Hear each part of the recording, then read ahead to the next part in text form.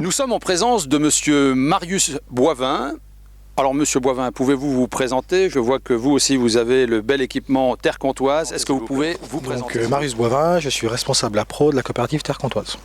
Alors, évidemment, il y a des gens qui ne vont pas vous comprendre. Pourquoi un responsable APRO, un président de COP, qui vendent des produits phytosanitaires, s'inscrivent dans cette démarche de réduction et optimisation des dosages de produits phyto, grâce notamment à la station Aquatibène. Pouvez-vous nous expliquer pourquoi? Donc la coopérative, son but c'est d'accompagner les agriculteurs dans le changement. L'objectif c'est d'accompagner les agriculteurs dans la production et d'optimiser l'utilisation des phytosanitaires. On doit aussi accompagner les agriculteurs dans le changement et baisser la pression sur les produits phytosanitaires. Alors quand vous dites baisser la pression, c'est baisser la pression, la charge financière ou Non, la charge environnementale? C'est baisser la consommation pour avoir une agriculture plus respectueuse de l'environnement.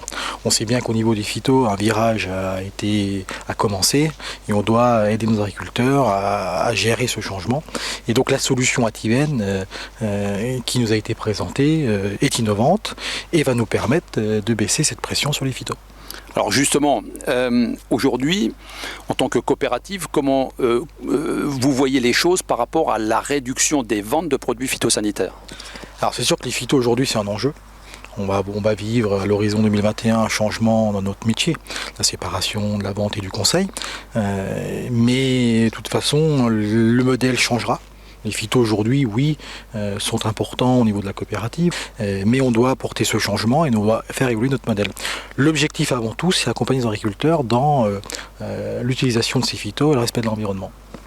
D'accord. Alors, aujourd'hui, quelle est la stratégie par rapport, on a vu que M. Tisserand, qui est administrateur et président de la coopérative, est parfaitement convaincu en termes de résultats sur l'efficacité de la station. Quel est votre objectif, vous, par rapport aux autres coopérateurs? Alors, on sait toujours que les changements sont longs, les habitudes sont dures à changer. On a eu une expérience avec Clément Tisserand qui est plutôt très positive.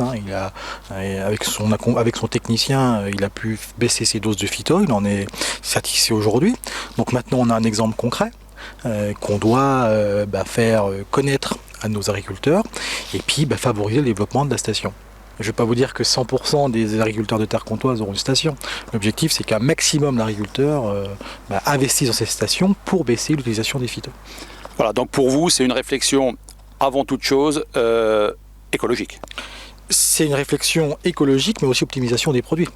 Si un agriculteur qui utilise moins de phyto, avec un résultat équivalent, voire meilleur, c'est un gain pour l'agriculteur au niveau économique, et puis c'est un gain environnemental. Et comme nous le disions, c'est aussi l'occasion, dans une conjoncture économique difficile dans le monde de l'agriculture, l'occasion de pérenniser aussi l'avenir de l'agriculture. Exactement. Et de réduire la dépendance aussi aux produits phytosanitaires.